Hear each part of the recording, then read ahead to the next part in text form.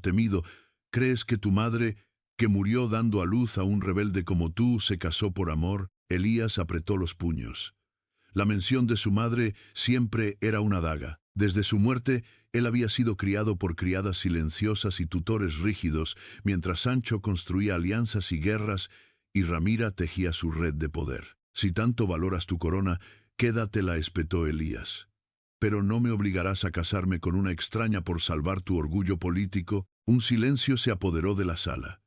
Solo se oía el crujir de las antorchas. Y entonces el rey Sancho sonrió. Pero era la sonrisa de un hombre que ya había previsto esa jugada. Muy bien. Si no quieres casarte con una princesa, te casarás con una panadera. Elías parpadeó. ¿Qué? He dado órdenes. Su nombre es Amaya, una plebeya.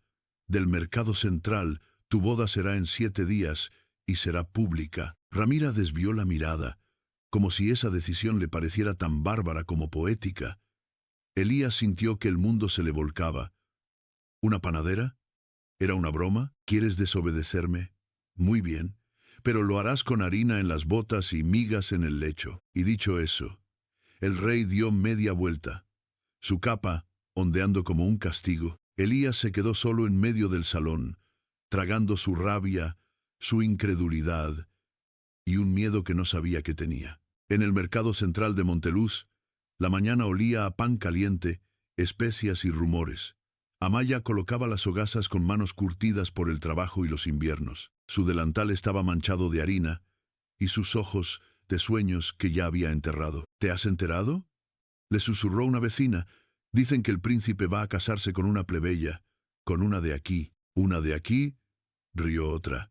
¿Y por qué no contigo, Amaya? Ella sonrió, sin saber que en ese instante 3 guardias reales se acercaban por el callejón, portando un pergamino sellado y la orden de cambiar su destino para siempre. Amaya no entendía nada. Estaba en medio de una sala de mármol, flanqueada por damas de compañía que no le hablaban y costureras que la medían sin mirarla. La habían traído al palacio como a una prisionera bien tratada, sin cadenas, pero sin explicación. Le ofrecieron té en una taza tan fina que tuvo miedo de romperla, y vestidos más caros que todo lo que había vendido en su vida. No entiendo, murmuró una y otra vez.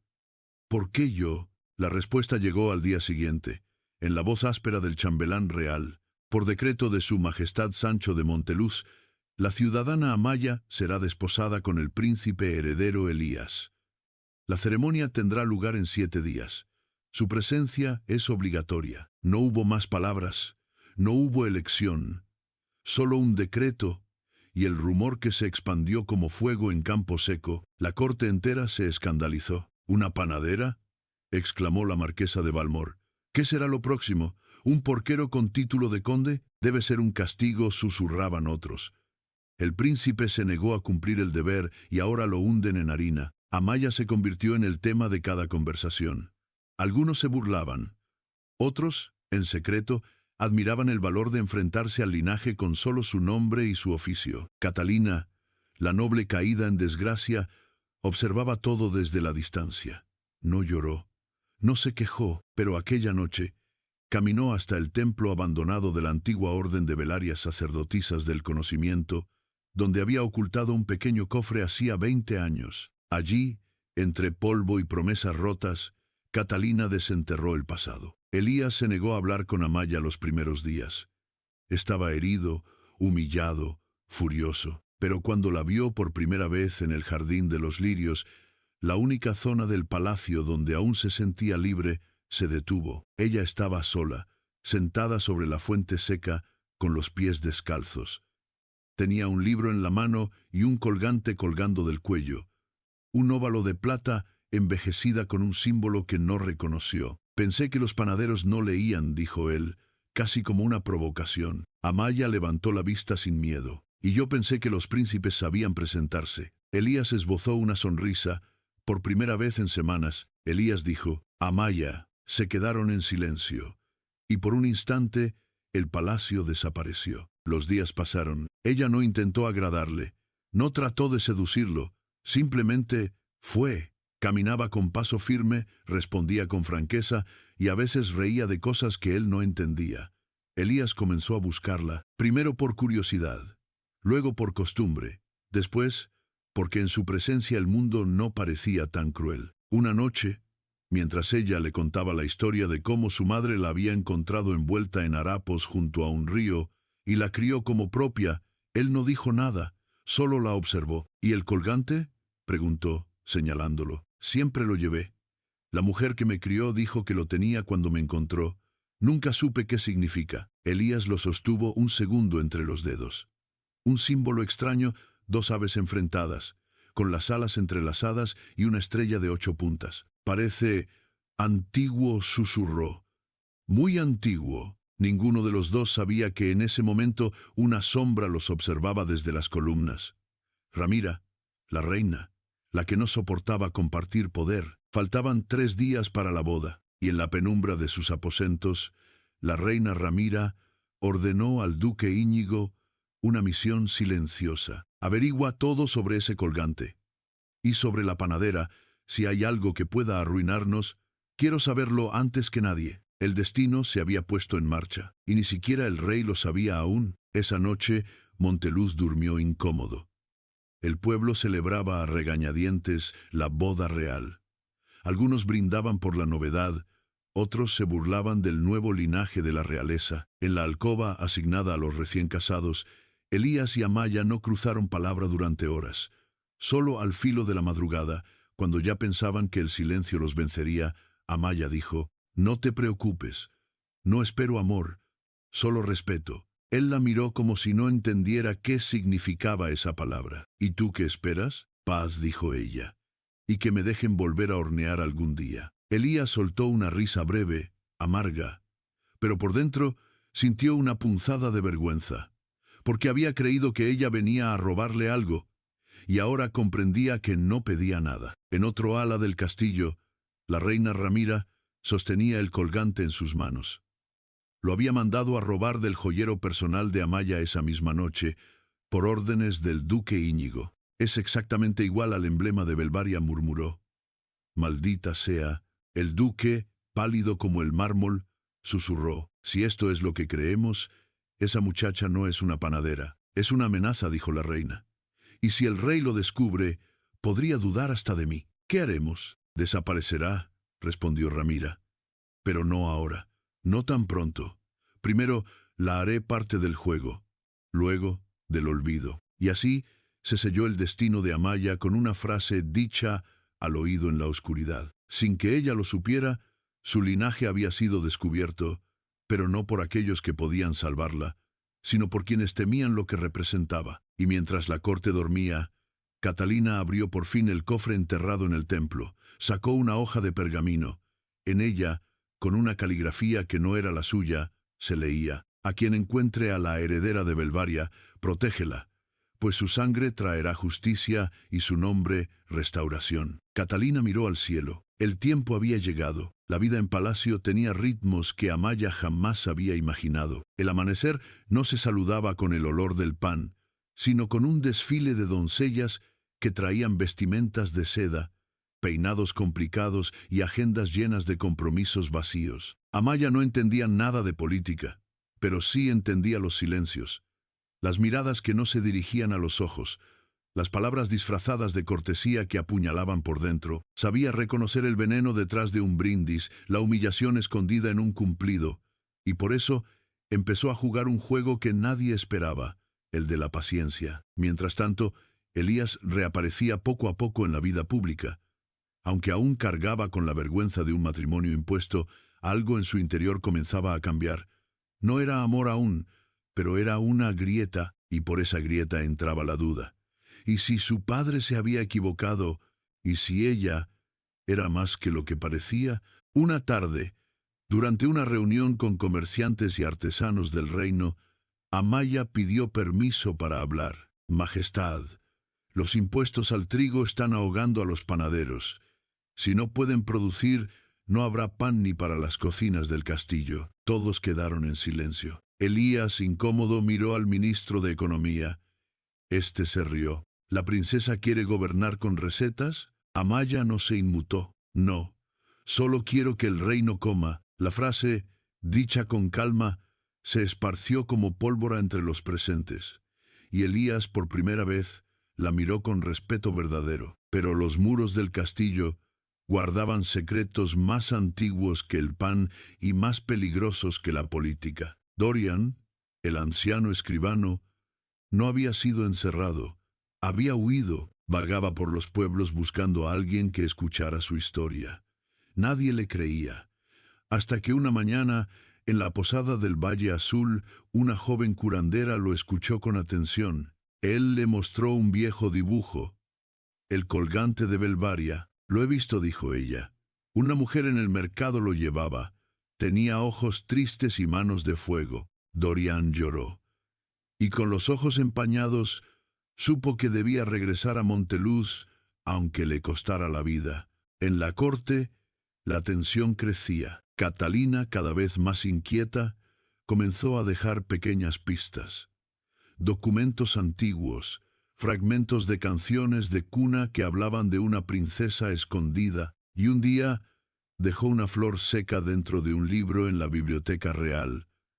Amaya la encontró por casualidad, y al abrir la página marcada leyó: «Nacida bajo luna rota, envuelta en lino y harina, su corona no es de oro, sino de justicia viva». Amaya no entendió, pero sintió algo moverse dentro de sí, un vértigo, como si sus recuerdos de infancia confusos, borrosos, ocultaran una verdad no dicha. Aquella noche soñó con fuego, con un castillo ardiendo, con una mujer que la acunaba y le decía al oído: «Nunca olvides quién eres, aunque no lo sepas todavía». En las sombras, la reina Ramira recibía noticias preocupantes. El medallón había sido visto por varios miembros de la corte. Catalina hacía preguntas incómodas. El duque Íñigo había interceptado una carta de Dorian. Y lo peor, Elías comenzaba a simpatizar con su esposa. «No podemos esperar más», dijo Ramira. «Antes de que el príncipe se enamore, antes de que el pueblo la vea como reina, ella debe desaparecer». Y así, la maquinaria de la intriga se puso en marcha. Un sirviente fue comprado, una copa de vino fue preparada, un viaje fue organizado con pretextos diplomáticos. Amaya sería enviada a la frontera a supervisar los molinos reales.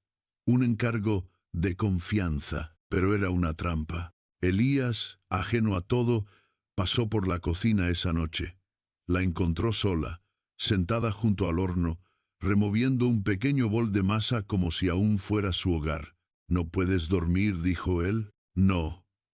Hoy algo me pesa en el pecho, como si algo me dijera que debo recordar». «¿Recordar qué? No lo sé, pero es como si una parte de mí me estuviera buscando». Elías se sentó junto a ella. «No eres como nadie que haya conocido, ni siquiera como Catalina». Ella lo miró, sorprendida. «¿La amabas?». Él tardó en responder. «Sí, pero no así.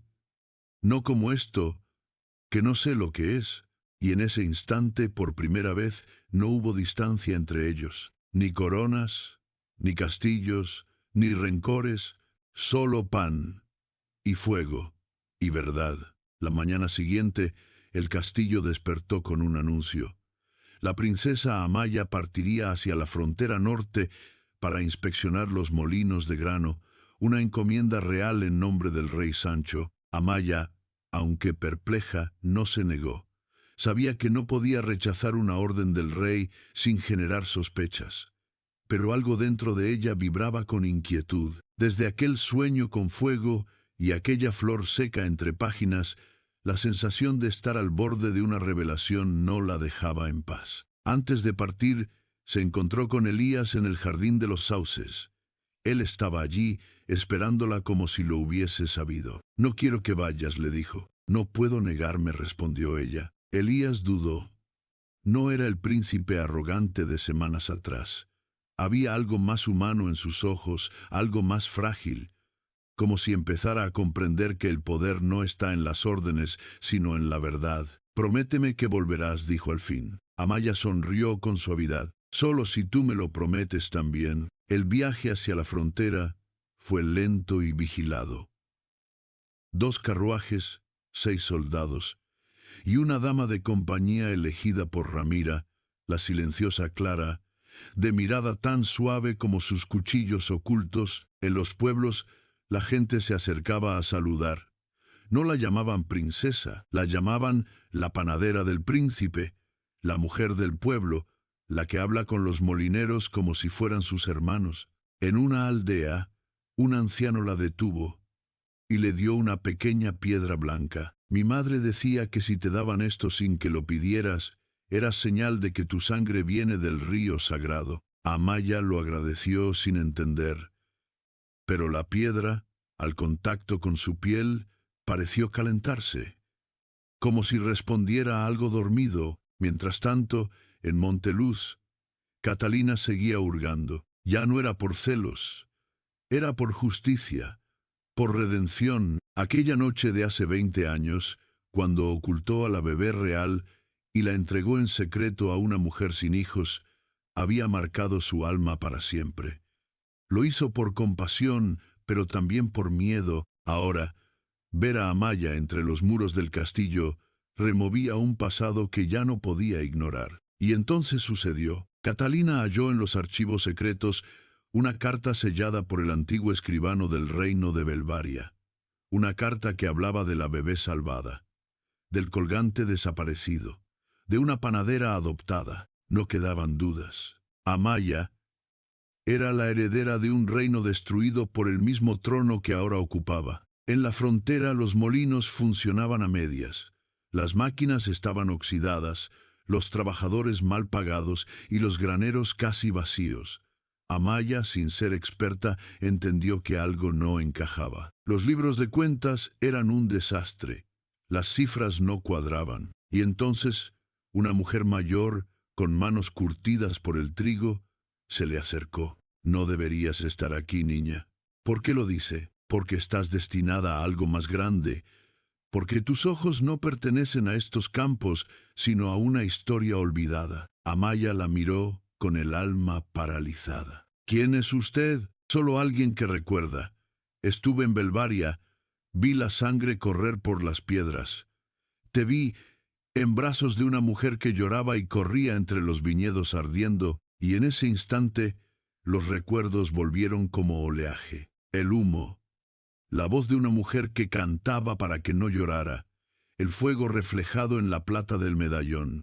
Amaya cayó de rodillas y supo que toda su vida había sido una espera, pero la revelación no llegaba sola. Aquella noche, Clara intentó cumplir su encargo. En la quietud de la posada, derramó unas gotas de veneno en el vino de Amaya. Pero algo falló. Elías había partido en secreto tras ella. Había sentido que no podía dejarla sola, que algo iba mal, y llegó justo a tiempo para apartar la copa, para mirar a Clara a los ojos y entenderlo todo. ¿Quién te envió?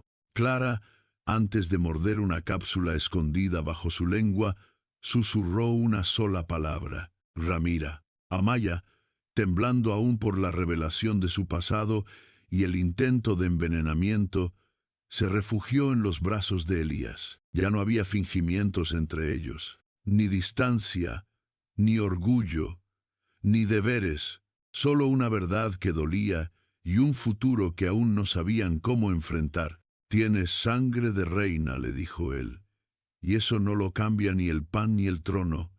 No estoy contigo por lo que fuiste, sino por lo que eres.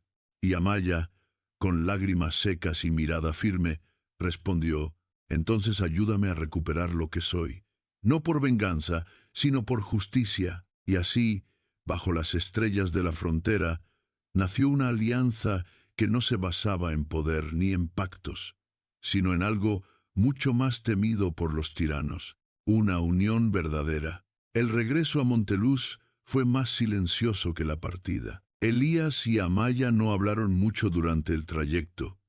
No hacía falta. El peso de lo que habían descubierto llenaba cada pausa, cada mirada sostenida, cada roce accidental de las manos que ahora ya no temían encontrarse. El castillo, en cambio, hervía en sombras. La reina Ramira había recibido noticias confusas. Su espía Clara no había regresado. Se decía que la comitiva fue atacada por bandidos, una mentira tejida a prisa, pero su instinto le decía otra cosa, que Elías sabía, que Amaya había sobrevivido, que todo estaba a punto de desmoronarse. En sus aposentos, Ramira rasgó una carta sin firmar, enviada por un informante que trabajaba en los archivos. El colgante ha sido visto, no hay duda. La sangre de Belvaria camina por el palacio. Esa noche, Catalina encontró a Elías solo en la biblioteca. No se saludaron con cortesía. Ya no era momento para fingir. La he reconocido, dijo Catalina, sin rodeos. Elías levantó la vista. ¿A quién? A la niña que salvé.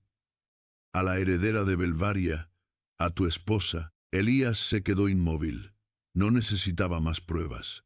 Catalina nunca mentía cuando hablaba así, con la voz entrecortada por los años que pesan. ¿Por qué lo hiciste?, preguntó él. Catalina se sentó frente a él, como quien confiesa ante un altar. Porque la guerra no solo destruye ciudades, también destruye madres, canciones, nombres. Porque nadie debía crecer con ese fuego en la espalda. Porque pensé que si vivía como una simple panadera, podría ser feliz. Y lo fue, lo era, susurró Catalina, hasta que la obligaron a entrar por estas puertas. Amaya, mientras tanto, recorría las cocinas del castillo. Allí se sentía a salvo. Allí no importaban los títulos, ni los secretos de sangre. Solo el pan que fermentaba, la harina entre los dedos y los hornos que aún susurraban historias. Una de las cocineras, anciana y casi ciega, le tocó el rostro con ternura. Tu madre tenía la misma frente, igual de testaruda. Amaya se volvió. ¿La conoció? Fui su ayudante en Belvaria. Antes de que todo ardiera, Amaya tragó saliva. ¿Cómo era? Valiente. No aceptaba que otros hablaran por ella. Ni siquiera el rey. Murió luchando, no escondida. ¿Cómo lo harás tú? Los días siguientes fueron una danza silenciosa entre revelaciones. Elías reunió al antiguo escribano de Belvaria, aún vivo y escondido en una aldea costera. El anciano llegó con documentos, sellos, cartas de la reina muerta. Cada palabra escrita en aquellos pergaminos confirmaba lo que el colgante ya gritaba. Amaya no era una cualquiera. Era la legítima heredera del reino que Sancho había aplastado. Pero si Elías tenía un plan, debía actuar con cuidado. Sancho, aunque anciano, aún era un león con dientes afilados. Y Ramira era aún más peligrosa.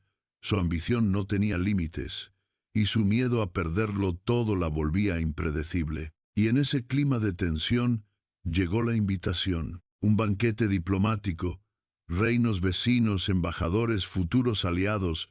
Sancho planeaba consolidar alianzas. Quería dar una imagen de estabilidad, de unidad. Elías supo que ese era el momento, que no podía esperar más. Esa noche, con el castillo lleno de música, copas alzadas y promesas veladas, el príncipe se alzó de su asiento real y pidió la palabra. El salón enmudeció. Amaya, sentada a su lado, lo miró con un temblor en el pecho. No sabía qué iba a hacer.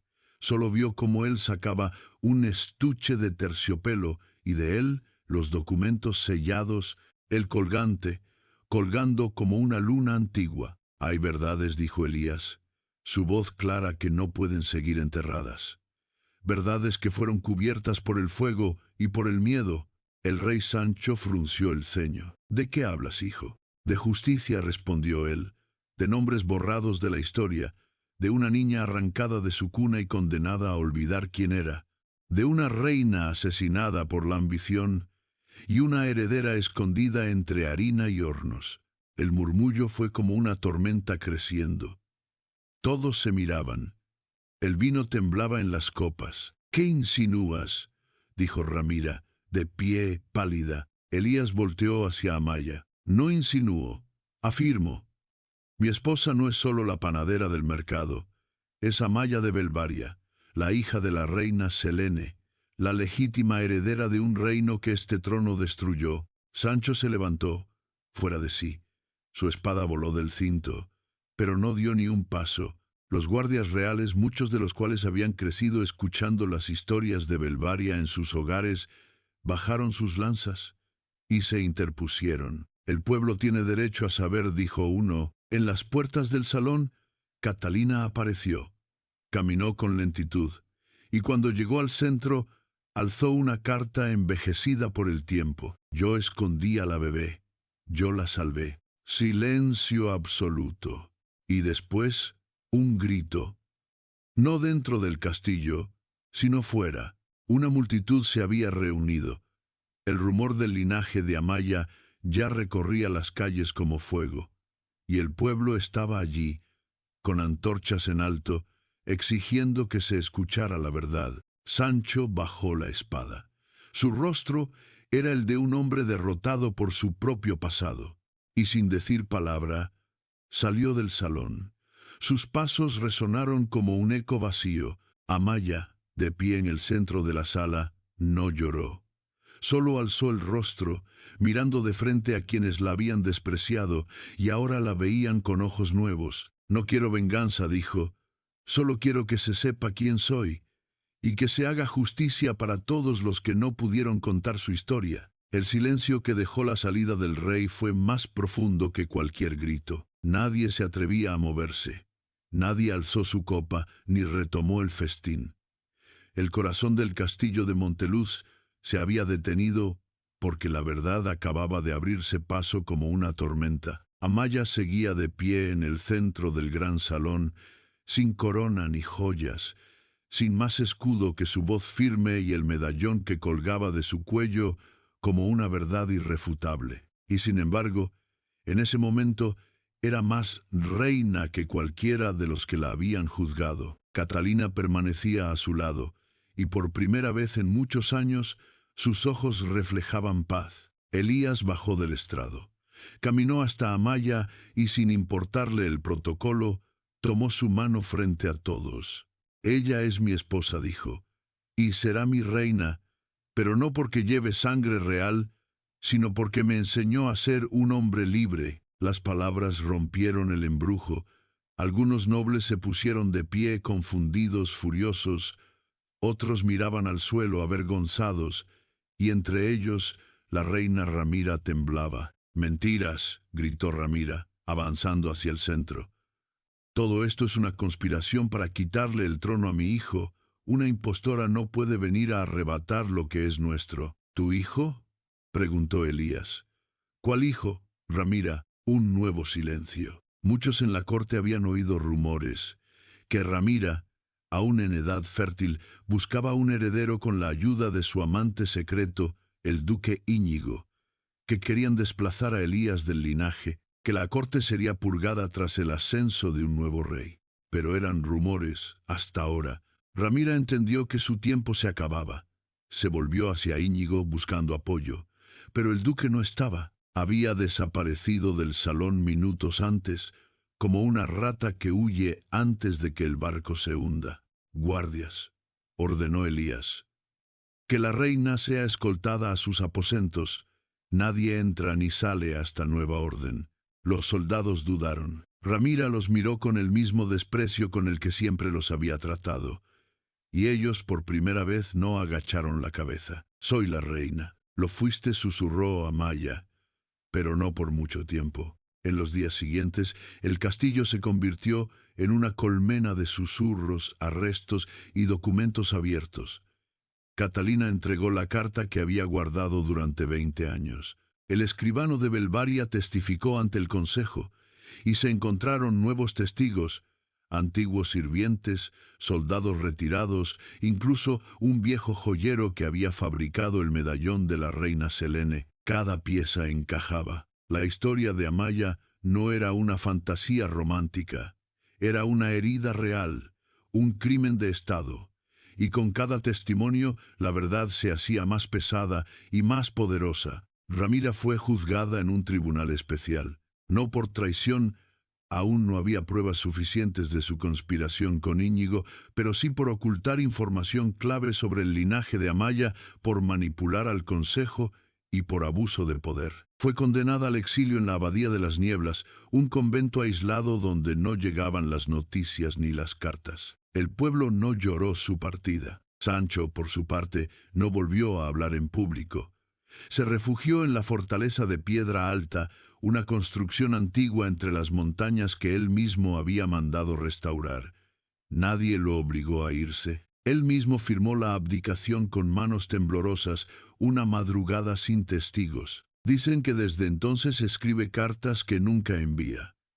Algunas dirigidas a Elías, otras a la reina Selene, a la hija que creyó haber borrado de la historia. Íñigo fue encontrado días después en un puerto intentando huir disfrazado de comerciante. Fue desterrado del reino y sus tierras confiscadas.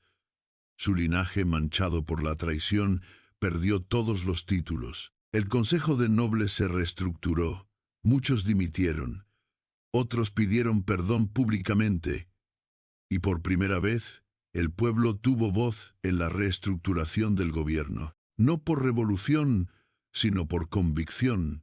Y entonces llegó el día. Amaya fue coronada reina, consorte en una ceremonia íntima, sin fastos, sin vestidos bordados con oro. Su corona era sencilla, hecha de plata montañesa, forjada por los mismos herreros que hacían los utensilios del pueblo. Catalina sostuvo su capa. Elías, ya como rey de Monteluz, le prometió algo frente a todos. Hoy no solo unimos dos coronas, unimos dos historias.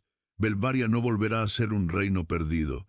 Y tú nunca volverás a estar sola. La gente celebró en las calles, no con miedo ni reverencia, sino con esperanza. Desde la panadería hasta el trono, Amaya no había cambiado. Seguía levantándose temprano, seguía oliendo el pan para asegurarse de que el castillo no olvidara de dónde venía su reina. Pero en sus ojos había algo nuevo. No era tristeza, ni rabia. Era esa quietud poderosa que tienen las personas que han sobrevivido a la historia y han escrito la suya propia. Monteluz había cambiado, no de un día para otro, ni con revoluciones, ni con espadas. El cambio se deslizaba como el amanecer, suave, inevitable, y venía desde lo más alto del trono, pero también desde las callejuelas donde el pan volvía a hornearse con una sonrisa distinta. Amaya, ahora reina, se rehusaba a que la corte olvidara sus raíces. Aunque vivía en el palacio, pidió que restauraran la vieja panadería del mercado central, la misma donde había crecido. No para regresar del todo, sino para mantener viva una verdad, que el poder sin memoria es solo vanidad. Cada semana, sin falta, acudía a hornear pan con las mujeres del barrio. No llevaba escoltas, no permitía que cerraran la plaza. Se presentaba con las mangas arremangadas y las manos limpias como siempre lo había hecho. Una reina con harina en las uñas, decían algunos nobles entre dientes. Una reina con corazón, respondía el pueblo. Elías, por su parte, se adaptaba a su nuevo rol con la misma solemnidad con la que un músico acaricia un instrumento recién afinado. Había vivido en palacios, aprendido a hablar en 7 lenguas y debatido con embajadores desde los 13 años, pero ahora estaba aprendiendo a escuchar. Escuchar al campesino que temía la sequía, escuchar al niño que soñaba con leer, escuchar a su esposa, cuya sabiduría no venía de libros ni tratados, sino del alma misma. El Consejo Real, renovado con ciudadanos sin títulos, comenzó a marcar un nuevo ritmo. Las leyes dejaron de proteger únicamente los privilegios y empezaron a reparar injusticias. No todo era perfecto, pero era real. Elías se convirtió en un rey que caminaba con los pies descalzos por los jardines, que pedía consejo a su escribano y no solo a su general. Y en cada decisión Amaya estaba presente. Una noche, bajo un cielo sembrado de estrellas, Amaya y Elías paseaban por el bosque de los sauces, el lugar donde solían hablar antes de que todo cambiara. ¿Crees que me respetan?, preguntó ella. Te temen un poco, respondió él, sonriendo. Pero sí, te respetan más de lo que nunca respetaron a ninguna reina. A veces siento que No pertenezco aquí. Nadie pertenece a un trono, Amaya. Pero tú has hecho que el trono te pertenezca a ti. Se quedaron en silencio, oyendo los grillos, el viento, el susurro de las hojas. Era un silencio de complicidad, de dos almas que ya no se medían por lo que habían sido, sino por lo que eran juntas. Catalina, que había sido una figura clave en la revelación del pasado, fue nombrada consejera de la reina. A muchos les sorprendió la decisión. Una antigua pretendiente del rey, ahora aliada de su esposa, pero Catalina ya no era la joven de mirada altiva que soñaba con alianzas políticas. Había vivido la verdad más dura, la de la renuncia, y había elegido el camino del honor. Desde entonces se convirtió en una defensora incansable de las niñas huérfanas, construyendo casas refugio por todo Monteluz. No todas las princesas nacen en cuna de oro, solía decir. Algunas están escondidas, esperando que alguien crea en ellas. El reino de Belvaria, aún deshabitado y cubierto de maleza, comenzó a ser reconstruido. Campesinos, arquitectos, herederos de viejas familias regresaron a la tierra que sus abuelos perdieron. Las piedras se movían, las casas se alzaban, y al frente de todo estaba Amaya, guiando la restauración no como reina conquistadora, sino como hija de vuelta al hogar. El nuevo Belvaria no sería un reino aparte, sino una región autónoma bajo la corona unificada de Monteluz. No queremos dos coronas, dijo Amaya durante una ceremonia.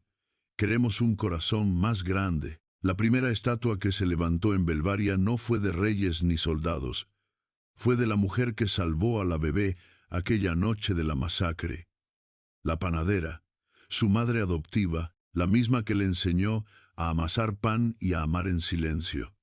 En su honor se fundó la Orden de las Madres Silenciosas, mujeres que criaban a niños sin hogar con ternura y fuerza. Amaya lloró al ver la estatua. Elías le tomó la mano. Ella te dio tu primera corona, ¿sabes? ¿Cuál? La de la dignidad. Pero no todos aplaudían. En las sombras, algunos nobles desterrados comenzaban a organizar reuniones clandestinas. Rechazaban la unión de Monteluz y Belvaria. Decían que el reino se estaba ablandando, que el pueblo se empoderaba demasiado, que un trono que escucha es un trono débil. Y entre ellos, un nombre comenzaba a circular de nuevo. Íñigo había reaparecido en una isla lejana, protegido por piratas y antiguos aliados. Y aunque la corona lo ignoraba por ahora, las cartas que escribía llegaban a puertos y posadas. El reino caerá con la próxima generación, decía uno de sus manifiestos. Porque los tronos no se comparten, se toman. Elías aún no lo sabía. Amaya tampoco, pero la historia no había terminado. Solo había cambiado de capítulo. Era otoño en Monteluz. Las hojas de los cerezos caían como promesas vencidas, y el aire, cargado de humo, traía consigo rumores de tiempos oscuros. En la frontera este, una serie de pueblos habían comenzado a desaparecer del mapa. No había batalla declarada, ni mensajeros capturados, solo aldeas reducidas a escombros y el mismo símbolo grabado en las puertas calcinadas. Una serpiente dorada enroscada sobre un cetro quebrado. Elías recibió los informes en silencio. Su mano temblaba ligeramente al sostener el pergamino, pero su rostro se mantuvo impasible. Íñigo susurró, como si el nombre bastara para enturbiar la sala del trono. Los consejeros discutían. Algunos exigían una ofensiva inmediata, otros pedían cautela. Amaya, sentada a la izquierda de su esposo, pidió hablar. Íñigo no busca guerra, busca caos. Si vamos a por él sin estrategia, solo le daremos la excusa que necesita para justificar su regreso como libertador. Sus palabras, serenas pero firmes, calaron hondo. Catalina asintió desde su lugar en el consejo. Debemos ganarle con verdad, no con violencia. El pueblo confía en esta corona porque escucha. No les respondamos con fuego. Elías cerró los ojos. Por un segundo deseó no haber nacido príncipe. Por un segundo envidió la simpleza de la vida entre harinas y hornos, pero cuando abrió los ojos era un rey de nuevo. Mientras tanto, en la región costera de Bravamar, una embarcación encalló durante una tormenta. De entre los restos, una figura encapuchada emergió. Caminó entre las rocas como un espectro hasta llegar a una posada. Allí pidió refugio y extendió una moneda de oro grabada con el mismo símbolo de la serpiente. Era Íñigo, no había regresado solo.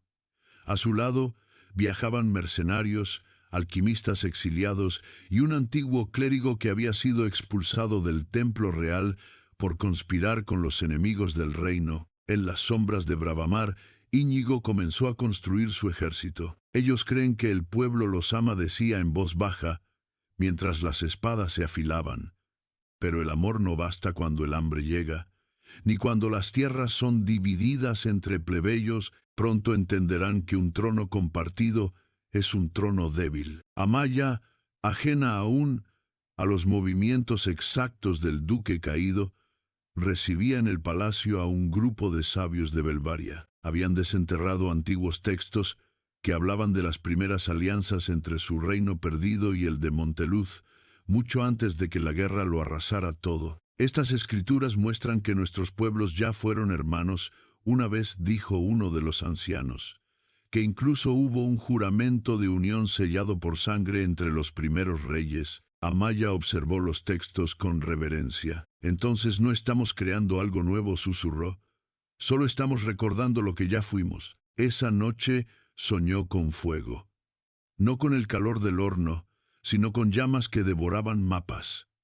Se despertó con el corazón latiendo con fuerza. Algo se avecina, dijo al amanecer. Y no será lento. En la región sur empezaron a desaparecer cargamentos de grano. Los caminos antes seguros se volvieron traicioneros. Grupos encapuchados atacaban solo los envíos del reino. Dejaban intactas las caravanas de comerciantes independientes. Era una guerra silenciosa. Íñigo no usaba ejércitos aún, sino dudas. Sembraba miedo, desconfianza. Acusaba a la corona de proteger solo a Belvaria. Decía que el rey era débil, manipulado por su esposa panadera. Y algunos escuchaban. En tabernas oscuras, los chismes corrían como pólvora. ¿Has visto cómo ella manda más que él? Dicen que es bruja, que usa hierbas para controlarlo, que el hijo que esperan no es suyo. Amaya, embarazada de pocos meses, escuchó los rumores en silencio.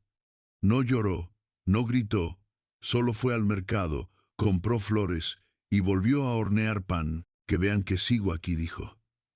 Que ni el odio ni el miedo me harán desaparecer. Pero no todo podía contenerse con ternura. Un día, un atentado sacudió Monteluz. Una explosión en el ala norte del palacio derrumbó una parte del archivo real. Murieron 3 escribas y un guardia. Entre los escombros encontraron una nota: Belvaria debe arder otra vez. Íñigo regresará.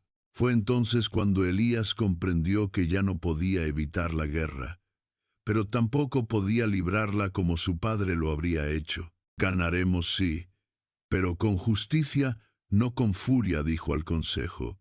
Íñigo quiere que seamos como él. No le daremos ese placer. Catalina, que coordinaba ahora la inteligencia del reino, propuso un plan audaz. Dejemos que Íñigo piense que avanza, que crea que estamos divididos, y cuando revele su rostro, lo haremos caer desde adentro. Así comenzó el contraataque invisible, no con ejércitos, sino con palabras, con pactos silenciosos, con un nuevo símbolo dibujado en puertas de casas aliadas, una espiga de trigo dorado entre 2 manos abiertas. Era la señal de que la revolución verdadera no sería de sangre, sino de esperanza. Pero Íñigo no se detendría. Y la siguiente jugada no sería solo contra el trono, sino contra el corazón mismo de la corona. La ciudad de Monteluz despertó esa mañana con una inquietud invisible, como si el cielo presintiera que algo estaba a punto de quebrarse. El aire estaba inmóvil, las campanas del templo sonaban apagadas, y en los balcones de las casas no ondeaban los paños de colores que solían alegrar la plaza central. Elías había pasado la noche en vela. Frente a él, sobre la mesa de roble del despacho real, reposaban los informes de inteligencia que Catalina le había entregado. Nombres de comerciantes comprados por Íñigo, espías disfrazados de mendigos, rutas de caravanas saboteadas, y lo más inquietante, una posible traición dentro del palacio. Catalina lo había dicho con cuidado, pero sin rodeos. No es una sospecha, Elías. Es un hecho. Alguien de dentro filtra información al enemigo. Elías cerró los ojos. El peso de la corona no se sentía en su cabeza, sino en el pecho. Lo aplastaba con cada decisión. ¿Y si es alguien que amamos?, preguntó en voz baja. Catalina bajó la mirada. Entonces, será más difícil, pero no imposible. Mientras tanto, Amaya recorría las calles del barrio de los artesanos, con la capa baja y el rostro cubierto por un sencillo velo. Lo hacía una vez por semana, acompañada solo por una dama de confianza. Le gustaba caminar entre los panaderos, los herreros, las curanderas, no para que la vieran, sino para verlos ella. Escuchar cómo respiraba el pueblo, pero ese día algo estaba mal. Los saludos eran más fríos. Algunas miradas se desviaban. Un niño la señaló desde una esquina y gritó: «Es ella, la panadera que se robó al rey». Un silencio incómodo cayó sobre la calle. Amaya no dijo nada. Solo se giró y volvió al palacio, con la espalda erguida, pero el corazón desgarrado. Esa misma noche, en los pasillos de piedra, se coló un sonido extraño. Pasos descalzos, como si una sombra caminara con prisa. Elías, alertado por un guardia leal, salió de su habitación sin escolta, espada en mano. Siguió el eco hasta la biblioteca oculta del ala oeste, donde los documentos antiguos de Belvaria habían sido guardados, y allí lo vio, un hombre encapuchado, con las manos manchadas de tinta y un pergamino medio quemado en la otra. Al verse descubierto, intentó huir, pero Elías lo derribó de un solo golpe. Cuando le quitó la capucha, el rostro del traidor le partió el alma. Era Mauro, uno de los escribas que Elías había protegido desde joven. Había crecido en la corte, hijo de un cocinero y una lavandera. Siempre leal, siempre amable. ¿Por qué?, susurró Elías, con la voz quebrada. Porque tú destruiste el orden. Entregaste el reino a una plebeya, y ahora gobiernan los panaderos, los herreros, los mendigos. Esto no es Monteluz. Elías apretó los puños, no de ira, de tristeza. Monteluz nunca fue de los nobles, Mauro. Fue de todos, solo que nadie se los dijo. El traidor fue juzgado en privado. No hubo ejecuciones. Amaya insistió en que el castigo fuera el exilio. La justicia no se impone con sangre. Se demuestra con ejemplo, dijo al consejo, pero la decisión no fue bien recibida por todos. En la corte comenzaron los murmullos. Algunos decían que la reina era demasiado blanda, que Elías era un rey débil por escucharla, y eso fue lo que Íñigo aprovechó. A la semana siguiente, en 5 regiones del sur, se alzaron banderas negras con la serpiente dorada. Íñigo se autoproclamó regente del verdadero Monteluz y llamó al pueblo a unirse contra el régimen de los hornos. Era una burla cruel pero efectiva. En los mercados, la palabra hornos se volvió sinónimo de debilidad, y en algunos pueblos los panaderos fueron atacados por turbas manipuladas. Elías reunió al consejo. La guerra ya no es una posibilidad, es una realidad. Pero si creen que responderemos con brutalidad, están equivocados. Catalina, con su semblante férreo, apoyó su mano sobre el mapa del reino. Entonces, luchemos con inteligencia. No dejemos que Íñigo dicte las reglas del tablero, y así se trazó el plan más arriesgado de todos. Un ataque no al ejército enemigo, sino a su mito. Amaya fue la primera en ofrecerse. Déjenme ir a Bravamar. Déjenme hablar con el pueblo, no como reina, como panadera. Elías se negó al principio. Es demasiado peligroso. Íñigo no dudaría en... No terminó la frase. Precisamente porque no lo espera, dijo ella, porque nadie cree que la reina de los hornos se atrevería a mirar a los ojos del enemigo. Fue Catalina quien inclinó la balanza. Si ella va, el mundo escuchará. 3 días después, bajo identidad falsa, Amaya partió en una carreta, vestida con ropas de campesina y el cabello trenzado bajo un pañuelo. A su lado viajaba un antiguo actor del Teatro Real que se haría pasar por su esposo. Elías la despidió en privado, sin palabras. Solo le colocó la mano sobre el vientre y luego sobre el corazón. Vuelve. Sea como sea, vuelve. En Bravamar, mientras Íñigo celebraba sus primeros éxitos militares, una panadera nueva abría una pequeña tienda cerca del puerto. Nadie la reconoció, pero el olor a pan recién horneado comenzó a congregar cada día a más personas. Y con cada hogaza, con cada charla informal, Amaya sembraba una semilla distinta, una duda, una verdad, una historia. La batalla no sería solo de espadas, sería de memoria. Y en esa lucha silenciosa, la panadera estaba a punto de hacer arder el corazón mismo del usurpador. En Bravamar, el rumor se esparcía como la levadura bajo el sol. La panadera nueva tiene algo distinto.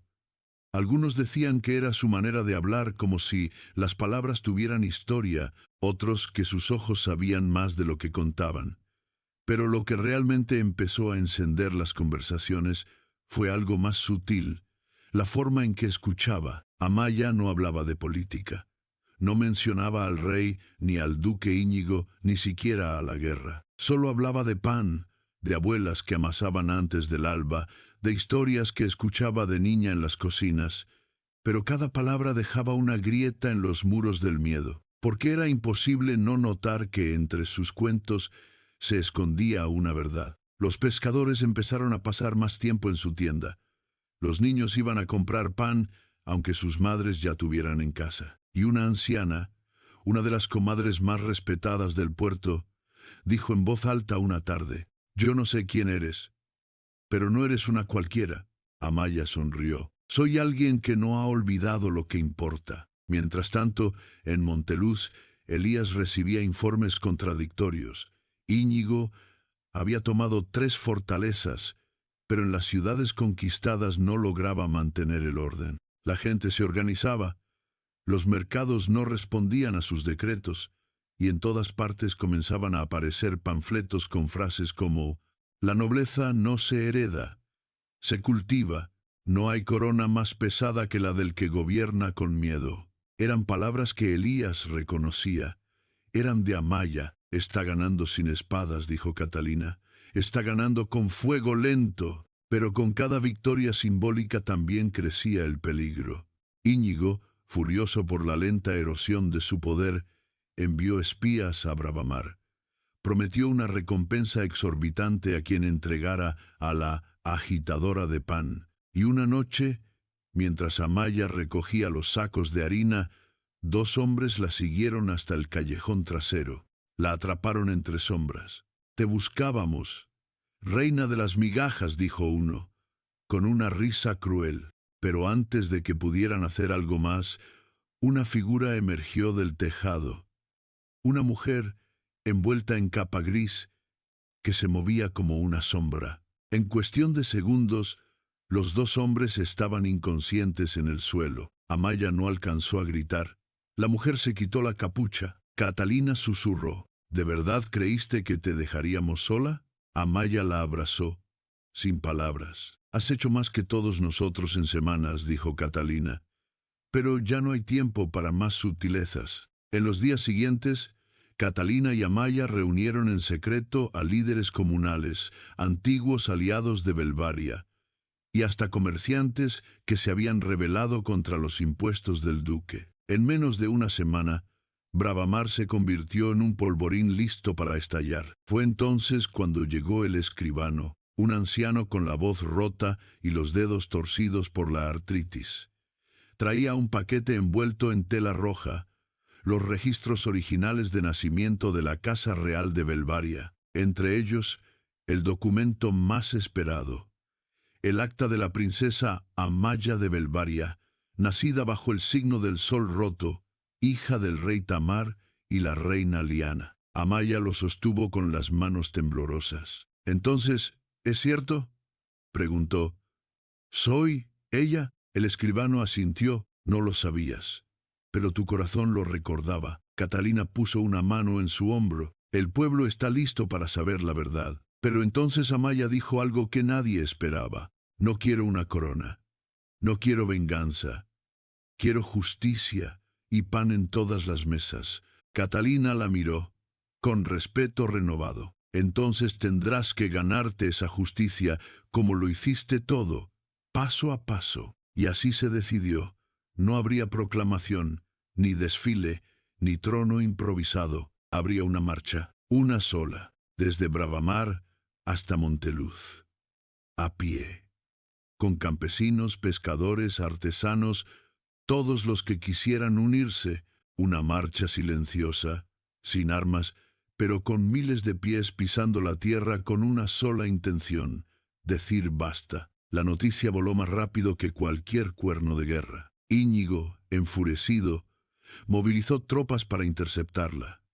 Ordenó que la marcha fuera detenida a cualquier precio. Pero cuando sus soldados llegaron al primer valle, se encontraron con algo que no esperaban. Gente, miles, con antorchas, con pan en las manos, con cánticos que hablaban de esperanza. No gritaban, no peleaban, solo caminaban, unidos, firmes, y en medio de ellos, caminando descalza, estaba Amaya. Esa noche, Íñigo reunió a su consejo. «No podemos pelear contra eso», dijo uno de sus capitanes.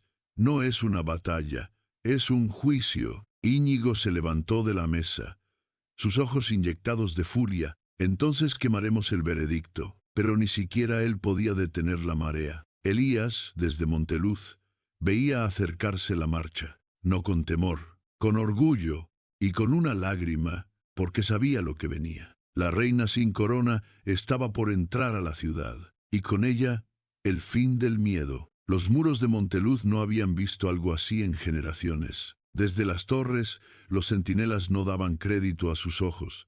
La procesión avanzaba en silencio, sin escudos ni estandartes, pero con una fuerza que resonaba más que 1000 tambores de guerra. Amaya, vestida con lino sencillo y el cabello recogido, marchaba al frente. A su lado, Catalina. Y detrás, miles. Cuando llegaron a las puertas del castillo, no hubo necesidad de derribar nada. Los guardias, en un gesto que quedaría grabado en las crónicas, abrieron las puertas y luego se arrodillaron. Elías esperaba en el atrio principal. Había cambiado la túnica de príncipe por una capa gris como la que Amaya solía llevar en el mercado. Cuando la vio llegar, no caminó hacia ella como un rey. Caminó como un hombre que ha esperado demasiado. «Pensé que te había perdido», dijo, apenas audiblemente. «Nunca me fuiste ajeno», respondió Amaya. «Solo necesitábamos encontrarnos en el mismo camino». Y en ese instante, el pasado se derrumbó. En el gran salón, la corte estaba reunida. Nobles, diplomáticos, consejeros.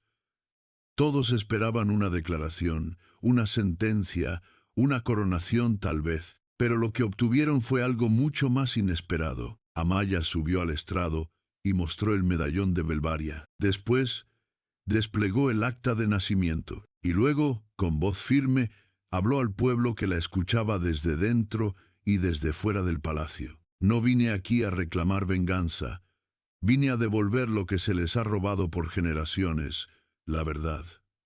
El pan no es solo alimento, es símbolo de justicia, de esfuerzo, de hogar. Yo fui criada entre hornos, no por capricho del destino, sino porque era necesario aprender el valor de cada migaja para entender el valor de cada vida». Una ovación estalló en el patio, pero lo más poderoso fue lo que vino después. Amaya miró al trono vacío y no se sentó. No quiero gobernar como reina, dijo. Quiero servir como guía. Hubo un murmullo, confusión. Pero Elías se adelantó. Entonces, seamos dos, declaró. Ni rey ni reina, sino guardianes de Monteluz y de Belvaria. Unidos, al servicio de su gente. Los nobles miraron alrededor, buscando oposición. No la encontraron. En la prisión del castillo, Íñigo aguardaba su destino. No gritaba, no lloraba. Solo repetía una frase que nadie entendía. No se puede luchar contra el pan. Ramira, en cambio, había huido la noche anterior.